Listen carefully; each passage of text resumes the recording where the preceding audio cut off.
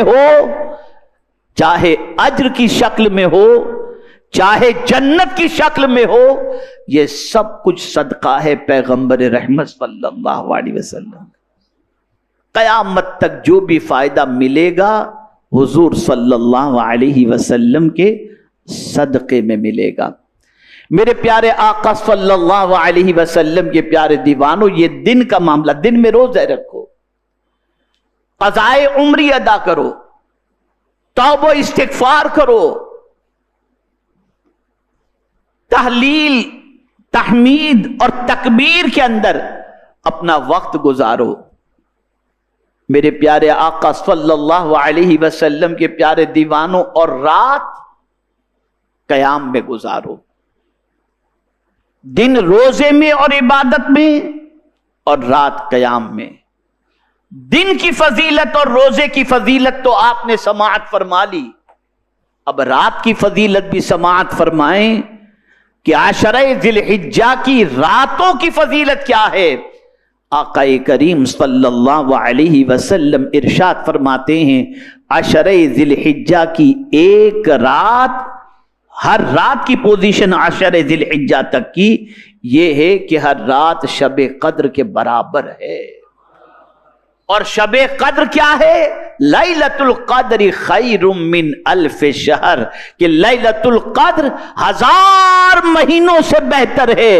اب اگر کوئی شخص ان 9 راتوں کو اللہ کی بندگی میں گزار دے تو آپ اندازہ لگائیے، جب لیلۃ القدر 1000 مہینوں سے بہتر اور ایک رات عبادت میں گزارنے پر اللہ لیلۃ القدر کے برابر ثواب عطا فرماتا ہے، تو کتنے مہینوں کا ثواب اللہ عز و جل اس بندے کو عطا کرے گا جو عشرہ ذی الحجہ کی ہر رات کو اللہ کی بندگی میں گزار دے۔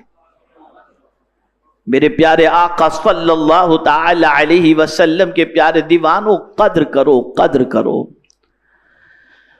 آقا کریم رؤوف الرحیم علیہ التحیۃ والتسلیم کے ارشادات کو سماعت فرمائے۔ ایک دوسری روایت میں رسول اعظم صلی اللہ علیہ وسلم نے ارشاد فرمایا، ما من عمل ازکا عند اللہ عز وجل ولا اعظم اجرا من خیر یعملہ فی عشر الاضحیٰ۔ اللہ تعالیٰ کے نزدیک کوئی عمل زیادہ پاکیزہ اور اجر کے اعتبار سے زیادہ عظیم نہیں بنسبت اس نیکی کے جو بندہ عشرہ ذی الحجہ کی ابتدائی 10 دنوں میں انجام دیتا ہے۔ بڑا اجر اللہ نے رکھا ہے، بڑا اجر اللہ نے رکھا ہے۔ میں حکمت بتاؤں گا کہ آخر اتنا اجر اللہ نے کیوں رکھا، کیا ایسی چیز ہے ان 10 دنوں کے اندر جس کی بنیاد پر اللہ عز و جل نے ان 10 دنوں رات کی اتنی فضیلت بیان فرمائی۔ علامہ ابن حجر عسقلانی علیہ رحمہ نے اس کے سبب کو بیان فرمایا۔ ارشاد فرماتے ہیں فتح الباری میں، ظاہر بات یہ ہے کہ عشرہ ذی الحجہ کی امتیازی فضیلت کا سبب یہ ہے کہ ان دنوں میں، یعنی یہ 10 دنوں میں بڑی بڑی عبادات جمع ہو جاتی ہیں، یعنی نماز، روزہ، صدقہ اور حج۔ رمضان میں روزہ اور نماز تو ہے اور صدقہ بھی ہے، لیکن حج نہیں ہے۔ لیکن ان 10 دنوں کے اندر حج بھی ہے، روزہ بھی ہے، نماز بھی ہے اور صدقہ بھی ہے۔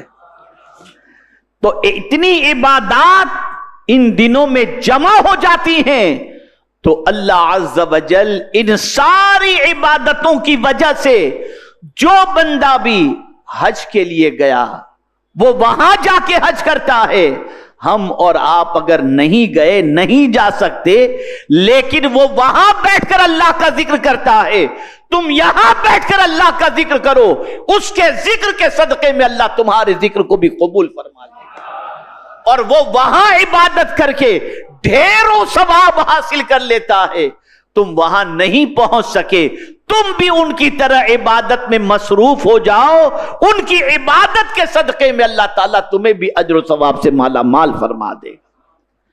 میرے پیارے آقا صلی اللہ علیہ وسلم کے پیارے دیوانوں، حضرت سعید ابن جبیر بڑے مفسر ہیں، بڑے عظیم مفسر ہیں، بڑے عظیم امام ہیں وہ. آپ ان کے قرآن پر ان کی آرا پڑھیں، ان کی تفسیر پڑھیں تو آپ کی عقل دنگ رہ جائے گی. بڑے امام حضرت سعید ابن جبیر رضی اللہ تعالیٰ عنہ.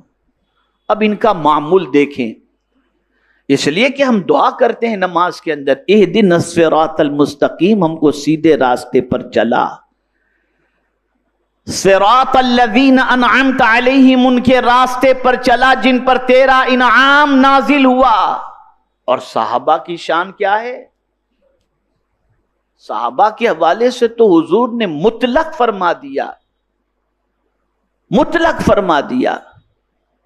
آقا کریم صلی اللہ علیہ وسلم نے ارشاد فرمایا، اصحابی کالنجوم فبأیہم اقتدیتم اہتدیتم. سرکار فرماتے میرے صحابہ تاروں کی طرح ہیں، ان میں سے جس کی بھی پیروی کرو گے ہدایت پا جاؤ گے.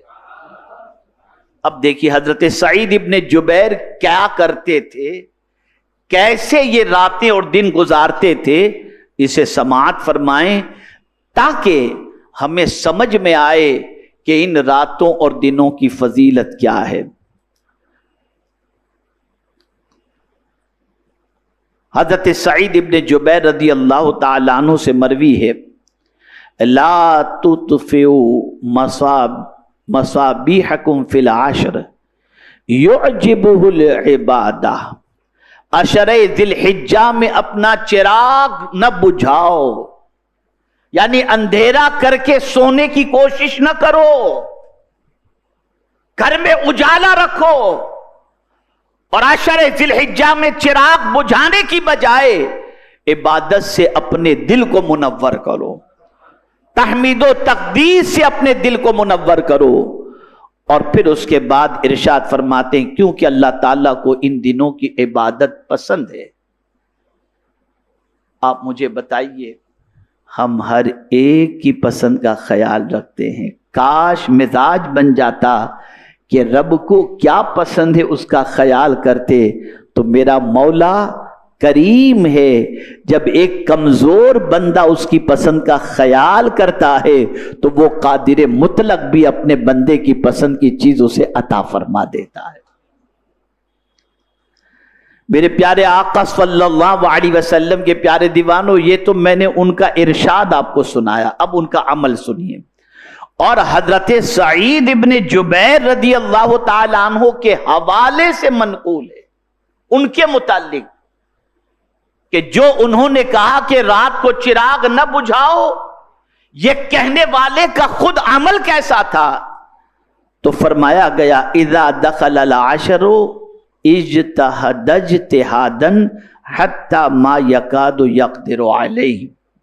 جب عشرہ ذی الحجہ شروع ہوتا تو عبادت میں اس قدر محنت و کوشش فرماتے کہ قریب ہوتا کہ طاقت نہ رہتی.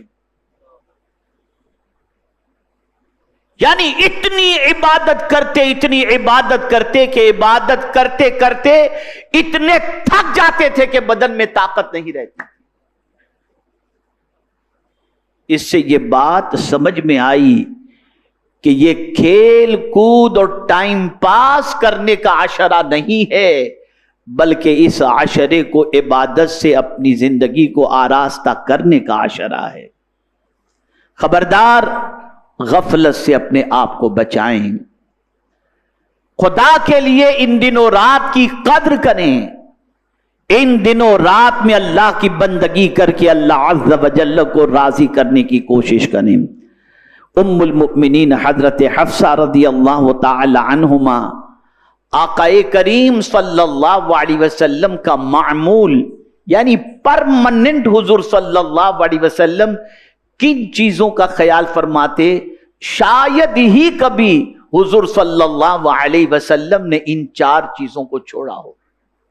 4 چیز جسے حضور صلی اللہ علیہ وسلم پابندی سے کرتے. اور یہ کون کہہ رہا ہے؟ ہماری ماں ام المؤمنین حضرت حفصہ رضی اللہ تعالیٰ. ارشاد فرماتی ہیں اربعن لم یکن یدعوہن النبی صلی اللہ علیہ وسلم صیام عاشوراء والعشر وثلاثۃ ایام من کل شہر والرکعتین قبل الغداء۔ معجم الکبیر کی یہ حدیث ہے، 4 چیزیں ایسی تھیں جنہیں حضور صلی اللہ علیہ وسلم ترک نہیں فرمایا کرتے تھے، چھوڑتے ہی نہیں تھے حضور صلی اللہ علیہ وسلم۔ 4 چیزیں ایسی تھیں، وہ کون سی 4 چیزیں ہیں؟ پہلی چیز عاشورے کا روزہ حضور کبھی نہیں چھوڑتے تھے۔ دوسری چیز 1 تاریخ سے لے کر 9 تاریخ تک کے روزے ذی الحجہ کے حضور صلی اللہ علیہ وسلم نہیں چھوڑتے تھے۔ تیسری چیز ہر مہینے کے 13، 14، 15 کے روزے اسلامی تاریخ کے حضور کبھی نہیں چھوڑتے تھے۔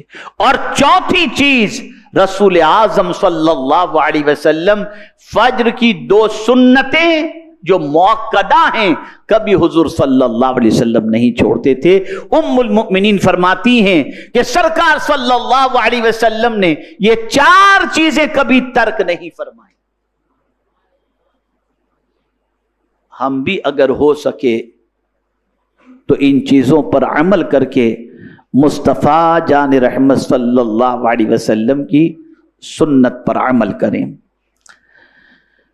اسی طریقے سے رسول گرامی وقار صلی اللہ علیہ وسلم نے ان ایام میں خاص طور پر فرمایا کہ اس کی کثرت کرو، اس کو بے پناہ پڑھتے رہو، اٹھتے بیٹھتے چلتے پھرتے بازار گھر جہاں جاؤ اس کی کثرت کرو۔ یہ 4 چیزیں اسے یاد رکھیے گا، اسے دوسروں تک بھی پہنچائیے گا۔ حضرت عبداللہ ابن عمر رضی اللہ تعالیٰ عنہ، پتہ نہیں جب حضرت عبداللہ ابن عمر کا نام آتا ہے تو میری کیفیت عجیب بن جاتی ہے۔ بڑے عظیم صحابی تھے، بڑے عظیم صحابی، سرکار کی ہر ادا کو محفوظ کرنے والی ذات کا نام ہے حضرت عبداللہ ابن عمر۔ وہ تلاش کرتے تھے، یہاں تک کہ حضور صلی اللہ علیہ وسلم کسی پھل کو کاٹتے تھے تو طریقہ کیا تھا یہ بھی جاننے کی وہ کوشش کرتے تھے۔ اب سوچئے تو صحیح، محافظ ادائے رسول کا نام حضرت عبداللہ ابن عمر رضی اللہ تعالیٰ عنہ۔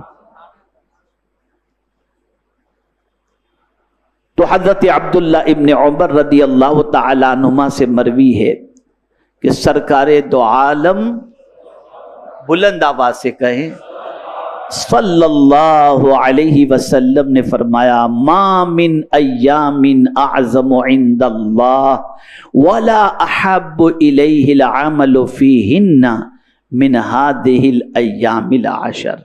یہ حدیث آپ 2-3 مرتبہ سن چکے۔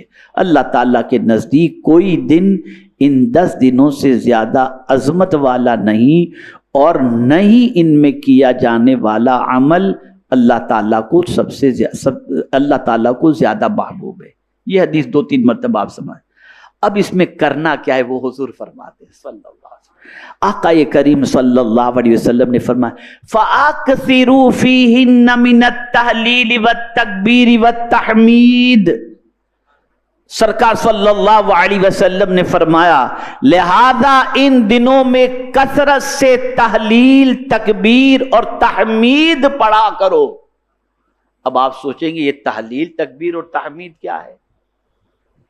ایک روایت میں تسبیح کا بھی ذکر ہے کہ تسبیح، تحلیل، تکبیر اور تحمید۔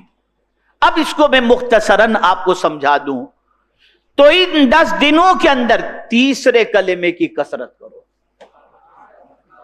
ان 10 دنوں میں کون سے کلمے کی؟ تیسرے کلمے کی جو ہے وہ کثرت کرو۔ سبحان اللہ پڑھیں گے نا، اس جو ہے تیسرے کلمے کی کثرت کرو۔ جب آپ اس تیسرے کلمے کی کثرت کریں گے تو میرے پیارے آقا صلی اللہ تعالی علیہ وسلم کے پیارے دیوانوں، اس میں سبحان اللہ بھی ہے، لا الہ الا اللہ بھی ہے، اللہ اکبر بھی ہے اور وللہ الحمد بھی ہے۔ تو میرے پیارے آقا صلی اللہ علیہ وسلم کے پیارے دیوانوں، تیسرے کلمے کو اٹھتے بیٹھتے چلتے پھرتے تیسرے کلمے کو پڑھتے ہی رہو۔ میں نے جب اس پر غور کیا تو مجھے پتا چلا کہ رسول گرامی وقار صلی اللہ علیہ وسلم نے فرمایا جو طواف کعبہ کرتے وقت تیسرا کلمہ پڑھے گویا وہ رحمت کے سمندر میں چل رہا ہے۔ وہاں حجاج کعبے کے طواف میں لگے ہوں اور یہاں آپ پڑھ رہے ہوں گے سبحان اللہ والحمد للہ ولا الہ الا اللہ واللہ اکبر وللہ الحمد۔ آپ سوچئے ان کی آواز اور آپ کی آواز مل جائے گی، اللہ تعالیٰ ان کے صدقے میں آپ کے ذکر کو بھی قبول فرما لے گا۔ ایک روایت میں یہ بھی آیا کہ اس عشرے میں اللہ کا ذکر کثرت سے کرو، اور حجاج کو بھی یہ حکم ہے فَإِذَا قَضَيْتُم مَّنَاسِكَكُمْ فَاذْكُرُوا اللَّهَ، جب تم مناسک حج ادا کر لو تو اللہ کا ذکر کثرت سے کرو۔ میرے پیارے آقا صلی اللہ تعالی علیہ وسلم کے پیارے دیوانوں، چند باتیں ذہن میں رکھ لیں، کل بھی چاند ہو سکتا ہے، پرسوں بھی چاند ہو سکتا ہے، جنہیں قربانی کرنی ہے وہ ناخن اور بال جو کٹوانے کا ہے اس سے فارغ ہو جائیں۔ دوسری چیز میرے پیارے آقا صلی اللہ علیہ وسلم کے پیارے دیوانوں، من بنا لیں جتنے روزے رکھنے کی طاقت ہے اتنے روزے رکھیں، اور اگر آپ پر بار ہوتا ہو تو یہ نفل روزہ ہے، رکھیں تو ثواب ملے گا، اور نہیں رکھیں گے تو کوئی گناہ نہیں ہے۔ اسی کے ساتھ ساتھ مجھے میرے استاد گرامی بڑی پیاری بات فرماتے رہے، اکثر یہ فرمایا کرتے ہیں جب بھی بات ہوتی ہے اور کبھی روزے کی بات آ جاتی ہے تو فرماتے مولانا میں جتنے نفل روزے رکھتا ہوں اس میں نیت کر لیتا ہوں، اگر غلطی سے میرا رمضان کا کوئی روزہ قضا ہو گیا ہو تو مولا میں اس روزے کو اسی قضا کی نیت سے رکھ لیتا ہوں۔ تو یہ آپ کی قضا کی ادائیگی۔ اسی طریقے سے آپ نفل بھی پڑھیں تو نفل میں بھی یہ نیت کر لیں کہ پروردگار یہ 2 رکعت میں نفل پڑھ رہا ہوں، میری فجر کوئی چھوٹ گئی ہو تو اس کی قضا کی۔ تو یاد رکھیں آپ کو نفل کے ثواب سے اللہ محروم نہیں کرے گا، لیکن پروردگار اس نے جو فرض کیا تھا اس کی ادائیگی کی وجہ سے اور زیادہ عطا فرمائے گا۔ تو اس کو پیش نظر رکھیں، جتنا ہو سکے عبادت کریں، اٹھتے بیٹھتے چلتے پھرتے کثرت سے اللہ کا ذکر کریں، خیرات و صدقات کریں، اور یہ نہ ہو، اب جو نکتہ عرض کر رہا ہوں سمجھیے گا، حاجی وہاں جا کے نیکی ہی نہیں کرتا، کبھی کبھی وہاں اس سے کچھ گناہ بھی ہو جاتے ہیں، تو ہوتا یہ ہے کہ وہاں ایک نیکی کا 1,00,000 ثواب تو ایک گناہ کا 1,00,000 گناہ بھی ہے۔ مکے میں ایک گناہ کا 1,00,000 گناہ۔ تو اب حاجی وہاں پر بہت الرٹ رہتا ہے، بلکہ میں کبھی سوچا تھا کہ حج کے پروگرام میں یہ بات میں پیش کروں گا، آپ قربان جائیے، کیا حج کیا چیز ہے یار، میں کیا بتاؤں آپ کو، کہیں کا بھی ہو، کتنا ہی بڑا ہو اور کتنا ہی چھوٹا ہو، سب کا لباس ایک ہی لباس، کہیں کا بھی ہو اور اس کی بولی اپنے ملک میں کوئی بھی ہو، لیکن وہاں بولی بھی ایک ہی ہوگی۔ کوئی تو سارے حاجی لبیک ہی کہتے ہوئے نظر آئے۔ کیا شان ہے حج کی، اللہ، ایک عظیم پیغام ہے، اور اسی کے ساتھ امن۔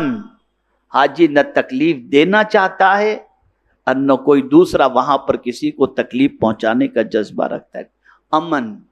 وہاں سے یہ پیغام اللہ عز و جل دے رہا ہے کہ میرے بندو یہاں آ کر ایک ہوئے نا، اب اپنے اپنے ملک میں جا کر کے بھی ایک ہی بن کر کے رہنا۔ یہ پیغام عظیم پیغام ہے۔ ذرا فلسفہ حج کو سمجھو، اور یہ حج کے پورے سفر کے اندر کلیدی رول حضرت ابراہیم علیہ السلام، مرکزی کردار۔ ایسا کیوں؟ یہ بھی ایک الگ ٹاپک ہے پھر کبھی. خیر میں آج اسی پر گفتگو کو ختم کرنے کی طرف بڑھتا ہوں. تو کیا کرنا ہے عشر ذی الحجہ میں؟ توبہ کی کثرت، استغفار کی کثرت، اللہ کے ذکر کی کثرت، درود شریف کی کثرت اور نیک کاموں کی کثرت آپ کو کرتے ہی رہنا ہے. کوئی لمحہ ضائع نہ ہو، اور کوشش کریں کہ رات جتنی اللہ توفیق دے اس کی بندگی کے اندر گزاریں. جتنا ذکر کر سکتے ہیں، جتنی عبادت کر سکتے ہیں اسے کرنے کی کوشش کریں. ہر دن کی عبادت تو اللہ کو پسند ہے، لیکن سب سے زیادہ اگر کسی دن کی عبادت پسند ہے تو یہ 10 دنوں کی عبادت اللہ کو پسند ہے. اس میں اللہ بہت پسند کرتا ہے جب کوئی ذکر کرتا ہے، عبادت کرتا ہے. اب جیسا کہ میں نے ایک گناہ کی بات کی کہ مکے کا ایک گناہ 1 لاکھ گناہ کی، اب یہاں یہ بات سمجھ میں آئی. وہاں جا کر ان کے ذکر کے ساتھ آپ کو اللہ نے شامل یہاں کر کے ثواب عطا فرما دیا. ایسے ہی یاد رکھنا ان 10 دنوں میں اپنے آپ کو گناہ سے بھی بچاؤ، اللہ کی نافرمانی سے بھی بچاؤ، اللہ کے ارشاد کے خلاف عمل کرنے سے بھی اپنے آپ کو روکو. کہ جس طریقے سے نیکی کا ثواب ان دنوں کے اندر زیادہ ہے، ایسے ہی اللہ کی ناراضگی ان دنوں میں گناہ کرنے والے پر بھی بہت زیادہ ہو جاتی ہے. اس لیے گناہوں سے بچو اور نیکی کی کثرت کرو. قربانی کے حوالے سے انشاءاللہ آئندہ اجتماع میں زندگی رہی تو میں عرض کروں گا، اور آئندہ جمعہ کو انشاءاللہ ذکر الہی بھی ہوگا، انشاءاللہ دعا بھی ہوگی. آج بھی انشاءاللہ مختصر ہوگا انشاءاللہ، لیکن آئندہ جمعہ کو ہوگا اس لیے کہ ہم عشر ذی الحجہ میں داخل ہو چکے ہوں گے انشاءاللہ. اور اللہ